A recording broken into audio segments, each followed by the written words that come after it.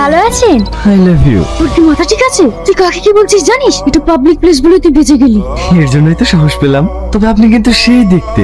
তোকে না তোমাকে না সেই লাগছে। বিশুদ্ধ যে ধরেন না, এটা পাবলিক প্লেস, তার তো সামনে ভোট।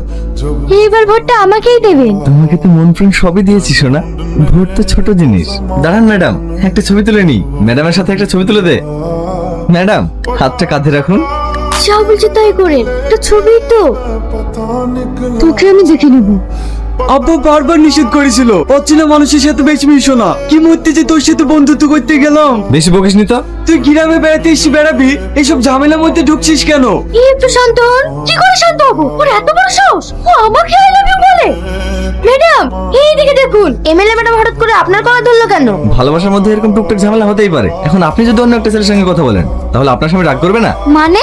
আমরা দুজন দুজনকে 7 বছর থেকে ভালোবাসি। কি? কাল আমার এক বান্ধবীর সঙ্গে কথা বলতে দেখে ওর একটু অভিমান হয়েছে। আমি এতে কিছু মনে করিনি। আসলে আমাকে অনেক ভালোবাসে তো। ভালোবাসার মাঝখানে একটু আধটু শাসন করার অধিকার সবার আছে। এই দেখুন, ওর নাম করতে না করতেই কল চলে এসেছে। তোমার ব্যাপারেই কথা বলছিলাম। সরি সোনা, আমি আর কারোর সঙ্গে কথা বলবো না। তোমার ভোট বেরোলেই আমরা দার্জিলিং ঘুরতে যাবো। আমি ওকে কখন কল করলাম? আপনারা দেখতেই পাচ্ছেন, এত বড় এমএলএ হয়েও একটা সাধারণ ছেলেকে 7 বছর ধরে ভালোবেসে যাচ্ছেন। নিস্তুহী না। চলো না ভাই, এমএলএ ম্যাডাম তোমাকে ডেকে পাঠিয়েছে। সেটা আগে বলবি তো। তোরা খেল, আমি তোর ভাবির সঙ্গে একটু দেখা করে আসি। চল।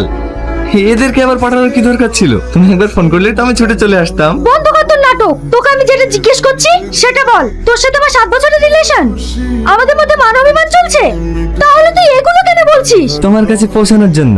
মানে?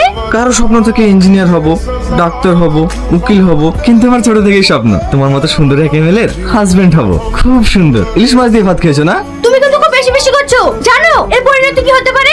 যেদিন আমাদের দুজনের বিয়ে হবে না, সর্বপ্রথম তোকে কাজছাড়া করবো। কিন্তু আমার ধৈর্যের বাঁধ ভেঙে ফেলছিস। শান্ত হতো। দেখি মোবাইলটা। নাম্বারটা সেভ করে দিলাম। যখন মন চাইবে কল করো। টাটা। ঠিক আমার আর সহ্য হচ্ছে না। তুমি তাড়াতাড়ি ড্যাডিকে ফোন করো। এই বিষয়টা কি স্যারকে জানানো ঠিক হবে? তোমাকে ফোন করতে বললাম না? হ্যালো, আমি আসছি।